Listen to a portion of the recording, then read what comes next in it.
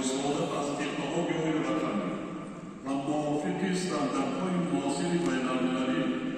بنیاد کردن ترمینال‌های نقل سرحدی جغرافیایی وزارت نقلیات و مقامات اجرایی محلی حکومت دولتی وظیفه دارد که جهت تکمیل استانداردهای اکولوژی و اجتماعی تهیه لایحه بنیاد از اساسی و استفاده را با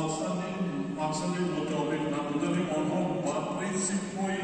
اقتصادی است. کمالیزان‌کنی شبکه راه‌های ماشین‌گرد دارای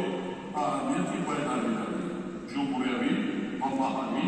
تطبیق‌های تأخیرناپذیر باشد. علاوه بر این ضرور است که جهت رعایت قاعده‌های حرکت در راه پیشگیری کردن صدمه‌های نقلیاتی